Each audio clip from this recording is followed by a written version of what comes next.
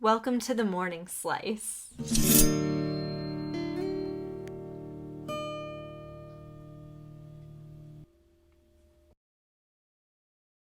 People come from all kinds of different backgrounds. And I know about your work at Broadwing. You've mentioned it before, even in this conversation. You really value bringing people from diverse backgrounds to the table. So I would love to hear more about why that's so important to you. And I'd also love to spend a moment like, what is the ideal future here? What are we working towards when it comes to diversity?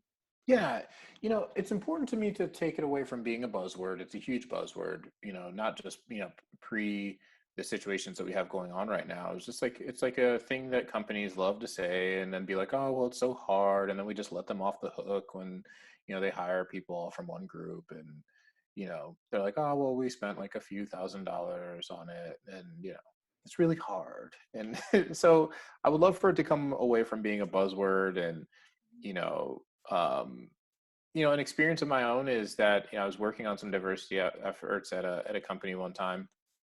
They were all about it and behind it, and they couldn't really get a good grasp on who was in charge of what, but um, and that kind of hurt the effort. But there was one opportunity I presented to them where I asked for some funding and some time from some teammates, and we would have had an exclusive group, an opportunity to host them at our office and whatnot.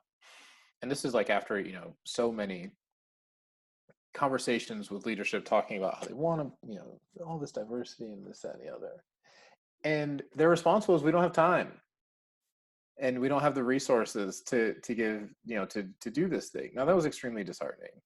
It probably was the beginning and the end of my time there, because it's as you watch some of all the companies that I work with, I'm being ambiguous for a reason, but all the companies that I work with have raised hundreds of millions of dollars, and so you can't give 2 hours and a few $100s for pizza to have the target group that you want at your office and get a chance to possibly hire, to engage with this group and hopefully in the future hire some of these people. So, I think that some things that some of these companies don't see is how an action like that prevents them from actually being successful in their diversity efforts, right? They're like, oh, well, not this time. That time will come around again. No, it won't. No, it will not. Those people are moving on to other companies, who are going to accept them into their doors, who are not putting things above their priority. Somebody else is going to do a similar program, and the opportunity is lost. Sure. Um, so you have to act on those unique opportunities in the moment, because you have to be competitive for diverse talent for sure. Mhm. Um, so it's important to me to get into why is diversity important to me. I want to get it away from being a buzzword. I want companies to really mean it. Hear things like, um, I hear about women being pushed more towards a design portion of a project. Oh, well, like, do you know more about design? Just assuming, because like I don't know, like a male engineer, just assuming that, Yeah. right? And so you push that person over to that portion of work, right? Oh, well, you have like an eye for these things, right? It's all kind of coded language. You have an eye for these things, right? So let's say the person does go do that, and then let's say it's time for promotion up to someone to lead something that's more hardcore engineering, but you push that person to that other experience, and now they don't have that hardcore experience on this other portion of engineering because you said, oh, go do this design thing. So Yeah. now they're being passed over for promotion because you assumed that that's something. Maybe they just did it because they thought it was helping the team, but those kinds of things happen. And seeing those small things and trying to prevent them, you take your ass over there and do the design portion. Right. Like, don't derail somebody else's opportunity because you assume, and being comfortable with people coming from backgrounds that aren't Carnegie Mellon University, with 3 years at Facebook followed by 2 years at Google and a year on LinkedIn, at LinkedIn to boot. That if that's the only person that you're looking for, then all of them are going to look the same.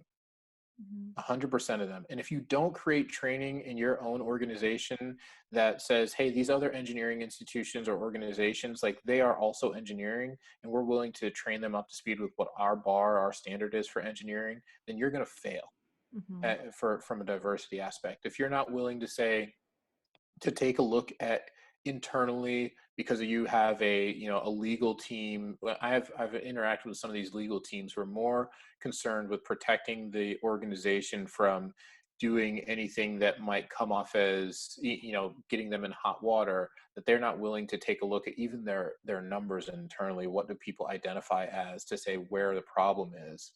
Then you're going to fail. You're just going to fail if you take these approaches. So if I'm passionate about it, because otherwise the haves and the have-nots remain separated in the current scenario that we're living in.